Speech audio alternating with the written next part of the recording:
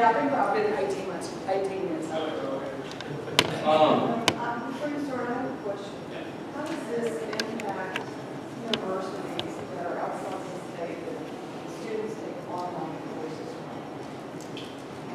There's no exemption in that bill for that. I think Bob Ballinger had a really good comment when he Yeah, I stood saw up. that. He said, this is huge. We need to have a discussion on the various impacts so everyone understands, whether they pass the bill or read it later.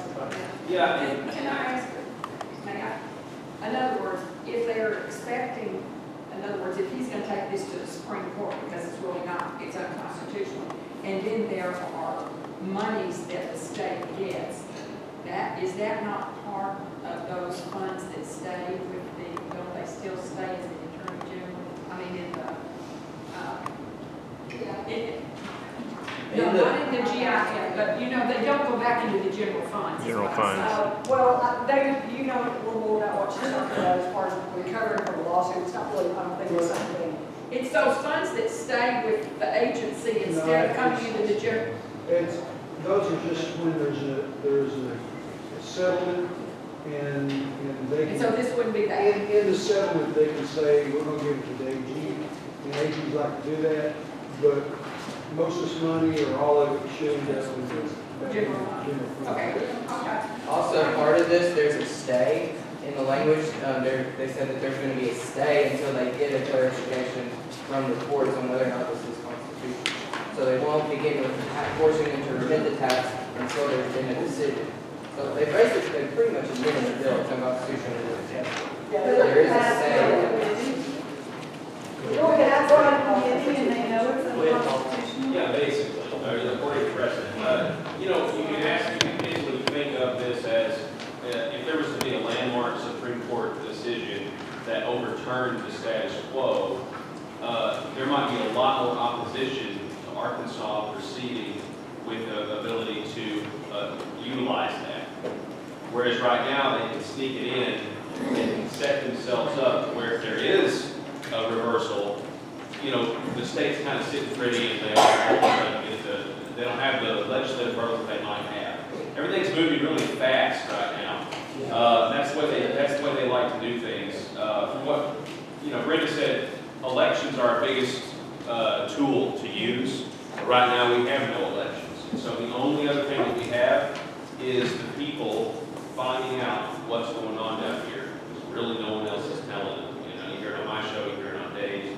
But aside from that, you know, it's about getting to a critical mass and getting to those people that, you know, aren't listening every day or aren't paying attention. So that's what we have to do. I also would say, you know, if you look around this room, this conservative caucus, it's great. But think about where we're going to be 10 years from now. You know, think about we've got to reach out. You know, we've got to find that next generation that care about this stuff, because the Democrats controlled this system down here for 138 years, and apparently just changing from a Democrat to a Republican doesn't correct that. You know? It's the same system that Bill and Hillary Clinton learned on. She almost got the White House, and the Supreme Court that we were celebrating last night would have been very different. Right? But they learned it right here, and there's never been reform. There hasn't been a massive bureaucratic reform, agency reform, tax reform in a very, very long time. And so I think we've got to own that. We got to know what we're facing, you know, and elections are the way to do that. But right now, I think it's all about information, specifically with the digital downloads tax.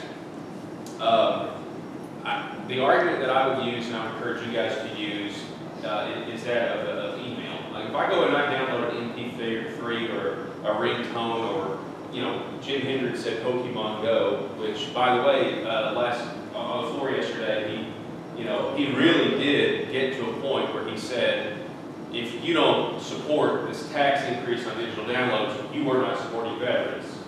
That's essentially what he said. Now I'm not quoting him, but what he said was, you know, for people to get mad down here because we want to tax your Pokemon Go download, you know, Which he did say that.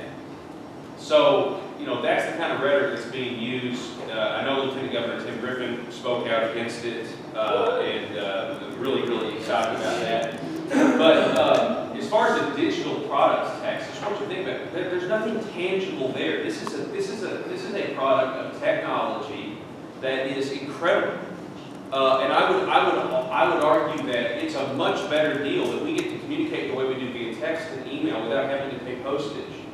But you could just as easily argue that we got to save our post offices and tax email at 50 cents a click because our post offices don't have the money they used to. Matter of fact, my late grandfather, he was a postman, and I remember when we sat down in the late '90s and we showed him what an email was.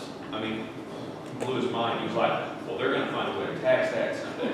But what is the difference in sending an email, and having that broken apart into a bunch of pieces and reassembled on the other end? Because I'm pretty sure that's how digital technology works.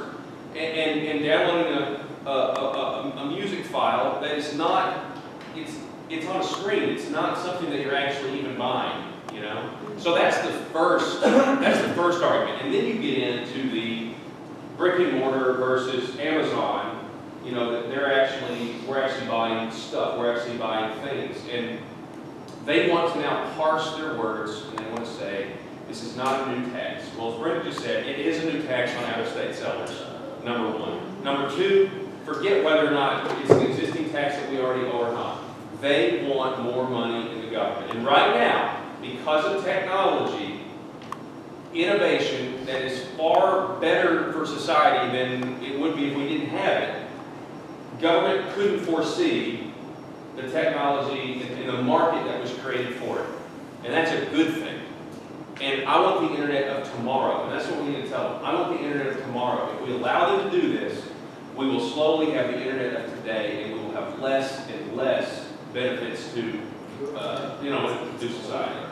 So guys, we need your help, just, hang in here, help us get our message out. You see our materials, little taste test of what we do.